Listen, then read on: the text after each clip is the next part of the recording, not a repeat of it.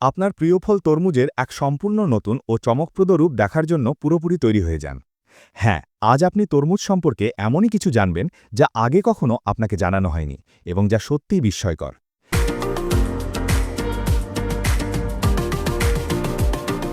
কৃষকের মাঠ থেকে সংগ্রহের পর প্রতিটা তরমুজ পাঠিয়ে দেওয়া হয় আধুনিক প্রসেসিং ইউনিটে সরাসরি।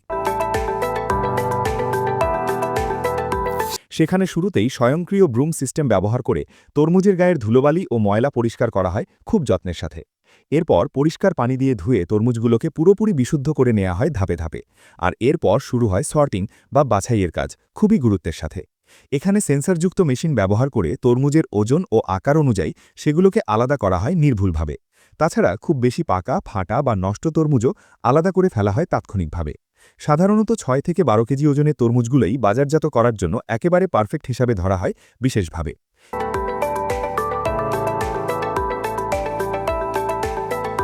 এবার তরমুজগুলো থেকে জুস বানানোর পালা আসে ধীরে ধীরে।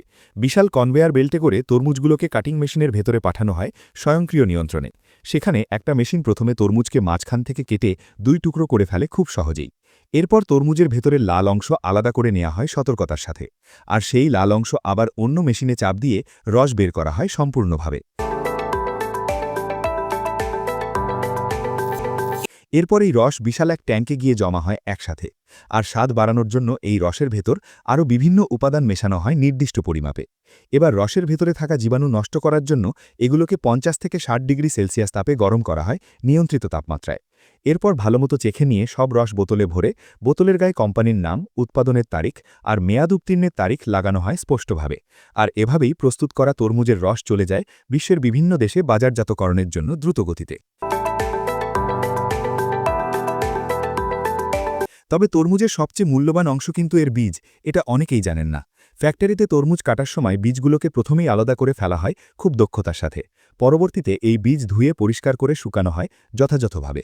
এরপর সেখান থেকে কিছু অংশ ভেজে খাবার হিসেবে বিক্রি করা হয় বাজারে। আর বীজের একটা বড় অংশ থেকে তেল বের করা হয় বিশেষ প্রক্রিয়ায়। এই তরমুজ বীজের তেল কিন্তু কসমেটিক্স আর কিছু ঔষধ তৈরিতেও ব্যবহার করা হয় ব্যাপকভাবে। এবার আসে সবথেকে ইন্টারেস্টিং পার্ট, তরমুজের খোসা, যেটা অনেকের অজানা। ফ্যাক্টরিতে এই তরমুজের খোসাগুলো কিন্তু একেবারেই নষ্ট করা বা ফেলে দেওয়া হয় না, একদমই না। এই খোসা দিয়েই আচার, জ্যাম সহ বিভিন্ন বিশেষ খাবার তৈরি করা হয় দারুণভাবে। আবার কিছু দেশে তো এই খোসা শুকিয়ে পশুখাদ্য হিসাবে ব্যবহার করা হয় নিয়মিতভাবে। তাই বলা যায় তরমুজের লাল অংশ, খোসা, বীজ সবকিছু ব্যবহার করে তরমুজকে একেবারে শেষ বিন্দু পর্যন্ত কাজে লাগানো হয় সম্পূর্ণরূপে। আমরা সবসময় গোল তরমুজ খেয়ে অভ্যস্ত হলেও জাপানের কৃষকরা কিন্তু আবিষ্কার করেছেন চারকোনা চতুর্ভুজ তরমুজ অভিনব উপায়। তারা মূলত তরমুজ ছোট থাকা অবস্থায় সেগুলোকে স্বচ্ছ চারকোনা ছাঁচে বা মোল্ডে ঢুকিয়ে দেয় সতর্কতার সাথে। ফলে বড় হওয়ার সাথে সাথে তরমুজগুলো সেই ছাঁচের আকার ধারণ করে স্বাভাবিকভাবেই। এই তরমুজগুলো ফ্রিজে রাখতে বা এক জায়গা থেকে অন্য জায়গায় নিতে কিন্তু বেশ সুবিধা অনেকটাই। তবে এই তরমুজের দাম শুনে আপনার চোখ কতালে উঠতে পারে নিশ্চয়ই। এক একটা চারকোনা তরমুজের দাম $70 থেকে শুরু করে নিলামে $৫,০০০ পর্যন্ত হতে পারে অনেক সময়। জাপানে বছরে মাত্র ২০০ থেকে ৩০০টি এই ধরনের তরমুজ উৎপাদিত হয় খুব সীমিত পরিমাণে। অর্থাৎ এই চারকোনা তরমুজ জাপানের মানুষের একটা শখের খাবার বলা চলে সহজেই। তবে তরমুজ চাষের কথা বললে সবার আগেই নাম আসে চীনের, স্বাভাবিকভাবেই। শুনলে অবাক হবেন, সারা বিশ্বের মোট তরমুজ উৎপাদনের প্রায় ৬০% আসে এই একটি দেশ থেকে একাই। চীন প্রতিবছর প্রায় ৬৭ মিলিয়ন টনেরও বেশি তরমুজ উৎপাদন করে নিয়মিতভাবে। কিন্তু এত বিপুল পরিমাণ তরমুজ কি শুধু হাতে চাষ করা সম্ভব? মোটেও না, একেবারেই না। এর পেছনে রয়েছে বিশাল সব কলকারখানা আর স্বয়ংক্রিয় মেশিনের কারসাজি দুর্দান্তভাবে। তরমুজের চাষের আগে কৃষকেরা মেশিনের মাধ্যমে জমি খুব ভালোভাবে চাষ দিয়ে মাটি ঝুরঝুরে করে নেয় আগেভাগেই। এরপর মাটিতে যথেষ্ট পুষ্টি নিশ্চিত করতে জমিতে সার মেশানো হয় সঠিকভাবে। তারপর নির্দিষ্ট দূরত্ব রেখে ছোট ছোট গর্ত করা হয় পরিকল্পনা অনুযায়ী। আর এই গর্তে তরমুজের বীজ বা আগে থেকে তৈরি করা চারা লাগানো হয় খুব সাবধানে। আর আধুনিক এই মেশিনের সাহায্যে কিন্তু একদিনে লক্ষ লক্ষ চারাও রোপণ করা সম্ভব সহজেই। তবে তরমুজ গাছ খুব বেশি পানি সহ্য করতে পারে না, এটা জানা জরুরি। পানি বেশি হলে গাছটা পচে যেতে পারে সহজেই। তাই নির্দিষ্ট পরিমাণে পানি দিয়ে গাছগুলোকে বড় করা হয় পরিমিতভাবে। সাধারণত একটা তরমুজ পরিপক্ক হতে ৭০ থেকে ৯০ দিন সময় লাগে গড় হিসাবে।